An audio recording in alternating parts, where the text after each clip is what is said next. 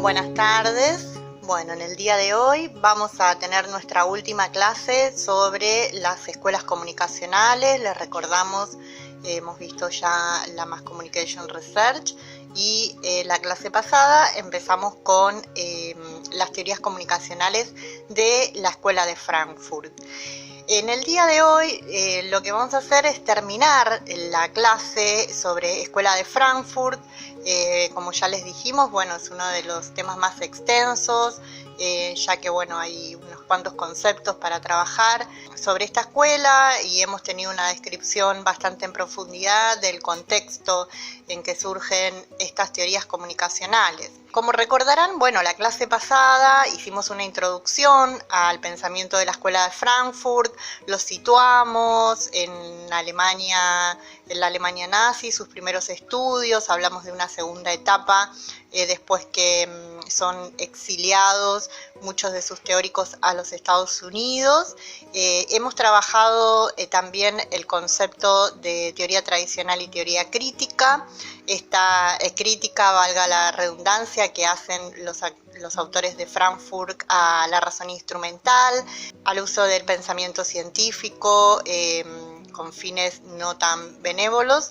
Ellos recuerdan, como dijimos la clase anterior, van a hablar de una crisis de la modernidad, van a hablar de un costado oscuro, de una cara oscura de la modernidad, por el uso que se estaba haciendo del pensamiento científico para la destrucción, en las guerras, para la manipulación a través de los medios. Bueno, esto es un repaso de lo que vimos hasta acá.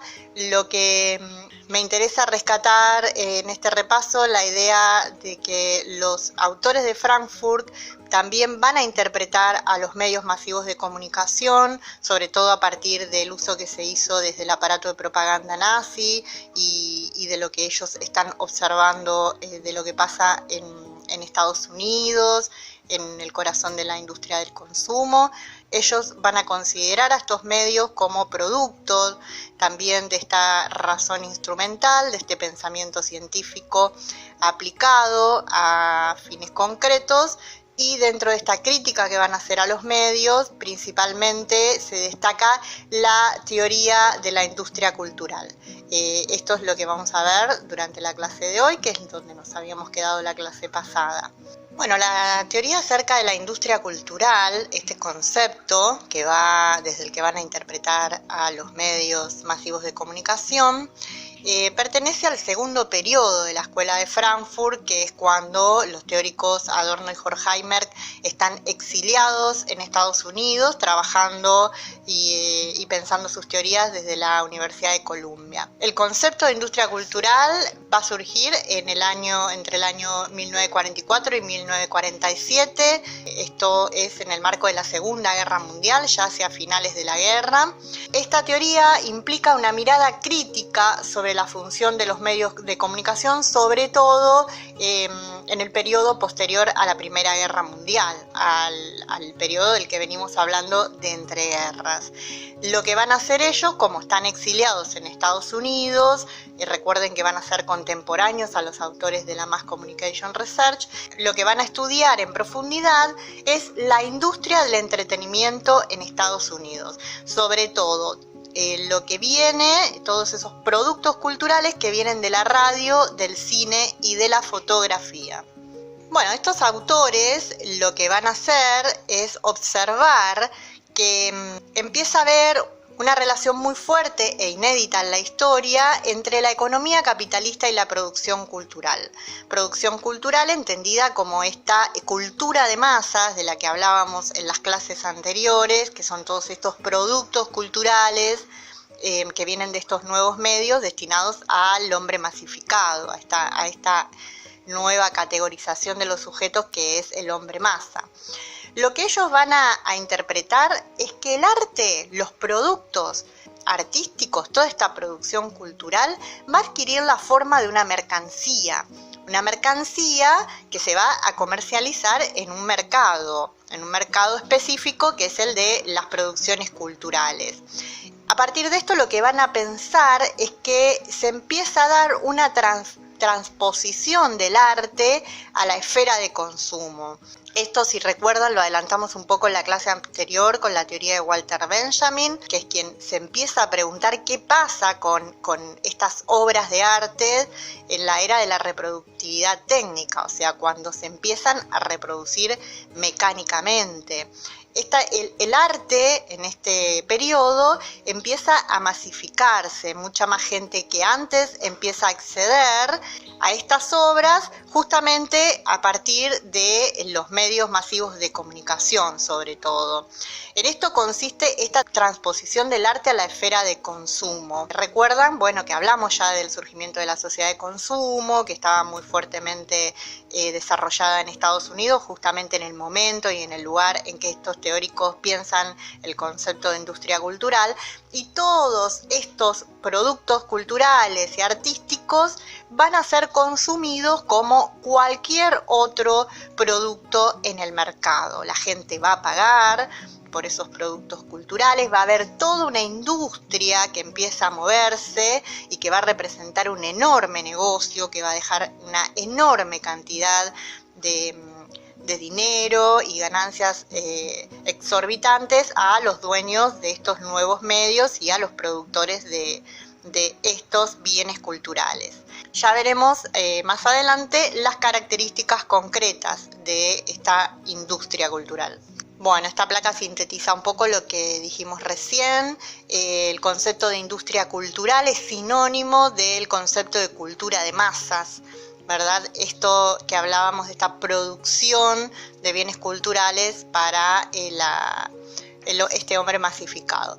Estos autores van a llegar a la conclusión que esta mercantilización de la cultura, este surgimiento de la industria cultural, se da en un momento preciso, que es con la llegada del cine, de la radio y la TV. Ellos van a interpretar que en ese momento se produce un quiebre cultural y que empiezan a movilizarse esta enorme cantidad de recursos y de inversiones para la realización de estos bienes culturales. Se va a consolidar un mercado muy fuerte, van a ir surgiendo esta enorme cantidad de consumidores de estos productos culturales, pero bueno, los sitúan en este momento, en el surgimiento y auge del cine, la radio y la televisión. Recuerden, estas teorías son de la década del 40, principios de la década del 50. En ese momento la tele ya estaba empezando a aparecer. Recuerdan que cuando tuvimos la clase sobre historia de los medios, situamos este surgimiento de la TV en el año 35 aproximadamente, y después tuvo todo un proceso de pruebas y errores hasta que se hicieron las transmisiones masivas y en distintos países en la década del 50-60. Estos autores, para resumir, entonces van a definir a la cultura de masas como este conjunto de mercancías que se venden y se consumen dentro de un mercado específico, que es el de los bienes culturales. La producción de estos bienes culturales para el consumo de masas va a tener determinadas características que ahora las vamos a profundizar, pero básicamente hay tres que son las más importantes, que es la serialización, la estandarización y la división del trabajo. ¿Qué entendemos por serialización? Serialización nos viene un poco de este concepto, de este fenómeno que ya vimos en la clase de Mass Communication Research del Fordismo.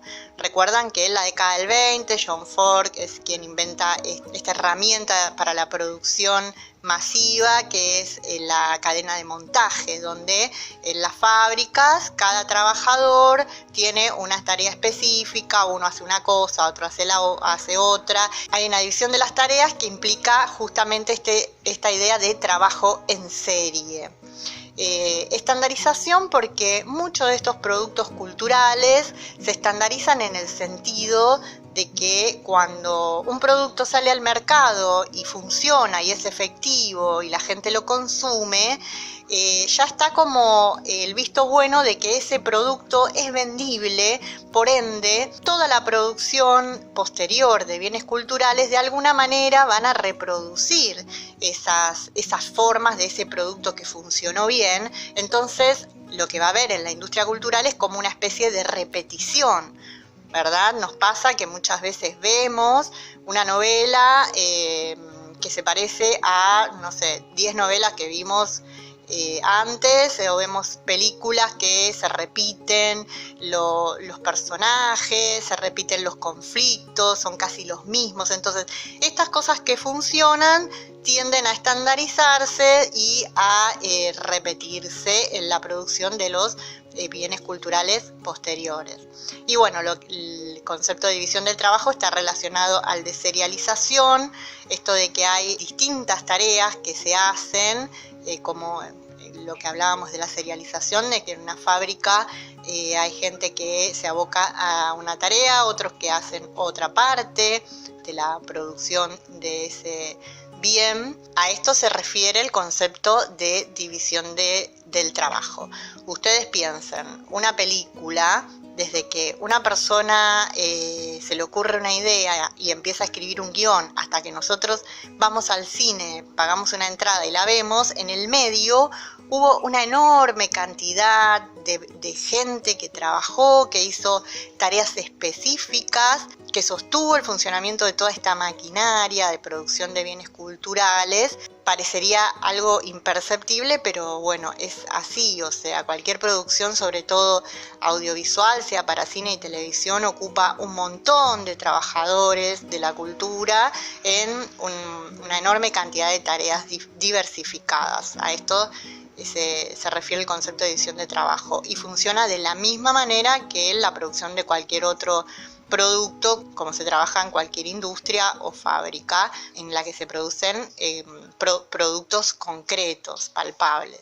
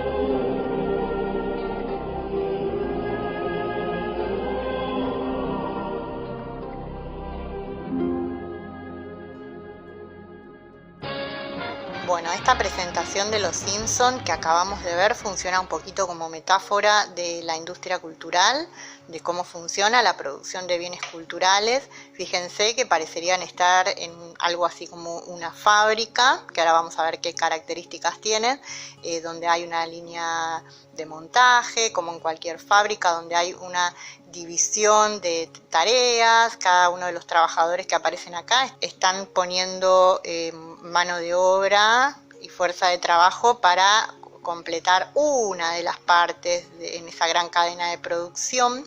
Esto nos sirve para pensar este concepto de división del trabajo y de serialización de que hablábamos. Esto nos sirve un poquito para entender esta idea de serialización y de división del trabajo de la que hablaban Adorno y Horkheimer sobre la producción de bienes culturales. Y después, bueno, si nos detenemos a ver en qué clima están estos trabajadores, vemos que están todos como tristes, es como un lugar oscuro. Un poco esto lo que intenta expresar es que es lo que ocurre en casi todos los lugares de trabajo, sobre todo en las fábricas, que en muchos casos estos trabajadores culturales o de la industria cultural no están exentos de todas esas cuestiones que hacen que a veces los trabajos no nos hagan tan felices, que es la explotación, la sobreexplotación, que a veces nos ponen en lugares casi inhumanos.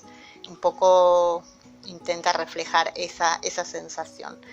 El mundo de la industria cultural se parece al mundo de la industria y del trabajo, y los trabajadores sufren a veces las mismas problemáticas y limitaciones que en cualquier otro tipo de tareas. Bueno, vamos a ver ahora un poco las transformaciones culturales que estos autores de la Escuela de Frankfurt observan a partir del surgimiento de la industria cultural. En principio, lo que van a decir que la cultura de masas, esta industria cultural, es alienante. Alienante en el sentido de que el sujeto se pierde en la masa, se indiferencia dentro de un conjunto mayor donde no hay distinciones. Esto tiene que ver un poco con la estandarización, o sea, estos productos culturales que van dirigidos a las masas, con esto que decíamos de que casi todos se parecen entre sí, lo que hacen es llegar a un público que consideran que es siempre el mismo y que es igual, que no tiene diferencias. En este sentido es que consideran a la industria cultural como alienante. Por otro lado, lo que van a decir es que en la industria cultural siempre hay una cuestión de poder implícito, que todos estos productos culturales, la producción de determinados bienes culturales específicos, implican cierto grado de estrategias de poder y de manipulación. Muchos productos culturales que son siempre los mismos, también lo que van a decir ellos es que existe la reproducción de una versión única de la realidad. ¿Por qué? ¿Por qué se hacen siempre estas películas y no otras? ¿Por qué siempre estas series se parecen entre sí? Y hay un montón de cosas del universo social y de las relaciones humanas de las que no hablan. En este sentido es que hablan de la reproducción de una versión única de la realidad, y que en esto de fondo lo que opera es cierto grado de manipulación. Instalar determinados temas, determinados conflictos, determinados personajes, tiene que ver con esto de otros temas, otros conflictos y otros personajes no son tomados por esta industria cultural, son silenciados, y en este recorte que se hacen de los contenidos y temáticas existe cierto grado de manipulación por medio de los dueños de estos medios, que a su vez es gente de mucha plata y que responde a, bueno, ya sabemos, su máxima intención es la de generar ganancias, pero cuando se alían con ciertos poderes políticos, también la intención de esta producción cultural es la manipulación de las masas. Esto, bueno, lo que implica es la suspensión de la reflexión crítica. Nosotros a veces con esto de que estamos condenados a consumir lo que estos medios nos dan, nos hacen llegar, y que es siempre la misma cosa, medio que nos atontamos, y esto implica una suspensión de la reflexión crítica. Consumimos medio automatizados esos productos que esta industria cultural nos propone. Y detrás de todo esto está algo de lo que hablamos en la placa anterior, que tiene que ver con la homogeneización del gusto. Al consumir nosotros productos culturales que son casi siempre los mismos, que se parecen entre sí, esto tiende a que no nos quedaría otra opción que asimilar estos productos, y bueno, nos terminan de alguna manera gustando porque los consumimos. A esto se refiere este concepto de homogeneización del gusto, y también a esta idea de que se produce para una audiencia masificada que, como veíamos en la placa anterior, tiende a ser indiferenciada, o sea, a los consumidores de estos productos nos consideran homogéneos, que somos todos iguales, entonces no hay productos diferenciales.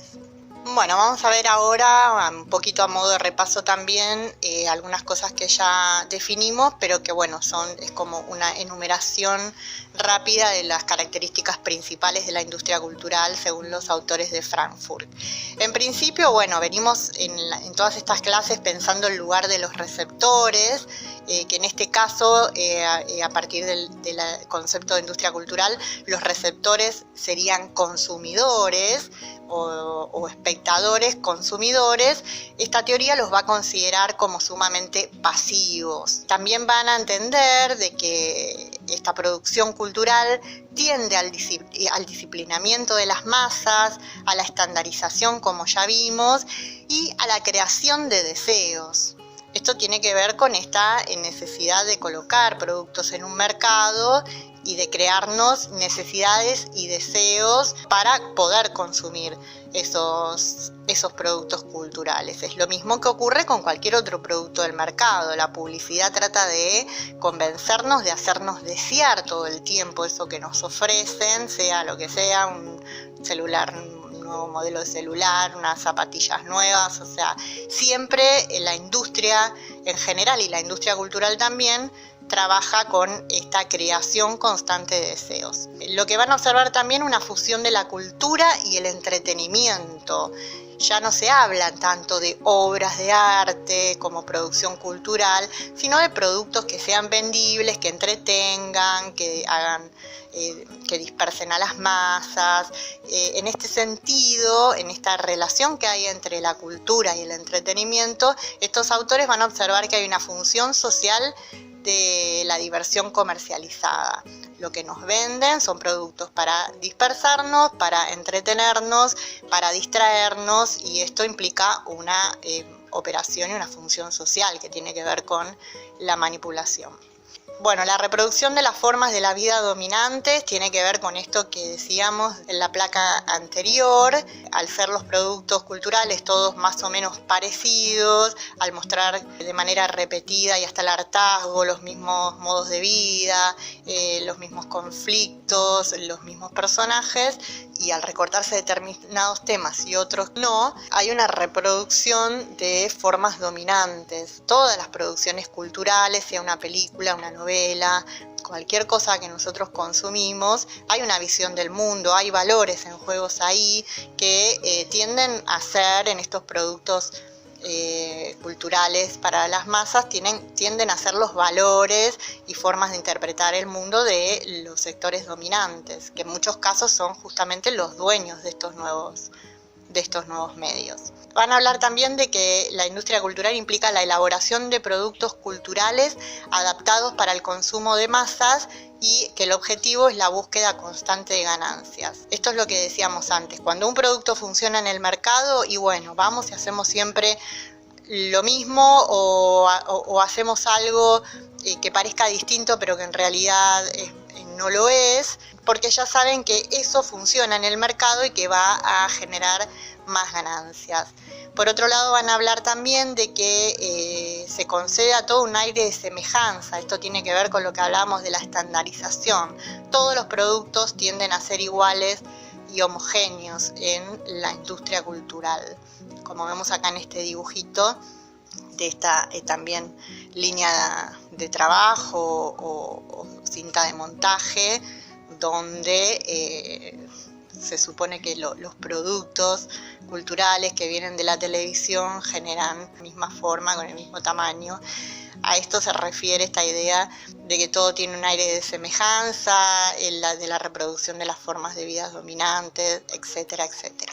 Bueno, y por último, algunas características más que tienen que ver con cosas que ya un poquito desarrollamos, que esta industria cultural crea productos para distraer al hombre, tiene que ver con esta asociación que hay entre la producción cultural y el entretenimiento, esta fusión de cultura y entretenimiento de la que hablábamos antes, de cómo la cultura de masas resulta narcotizante, tiene que ver también con el concepto de alienación, y bueno, habla un poco de cómo esto de consumir siempre las mismas cosas, que tienden a entretenernos, a dispersarnos, a distraernos, termina como de alguna manera adormeciéndonos o atontándonos lo que hace que dejemos de ver muchas otras cosas que están por fuera de lo que esos productos de la industria cultural nos muestran. Esto implica, como ya decíamos, la anulación de la reflexión y capacidad crítica. También van a entender la cultura como un extenso catálogo donde se compran productos falsamente diferenciados. Tiene que ver con esto de que decíamos de la placa anterior, de que todos los productos se terminan pareciendo. Es como entrar a, no sé, un supermercado, ir a la góndola de productos de limpieza y ver que hay un montón de marcas de un mismo producto, pero que son la misma cosa y que uno le pone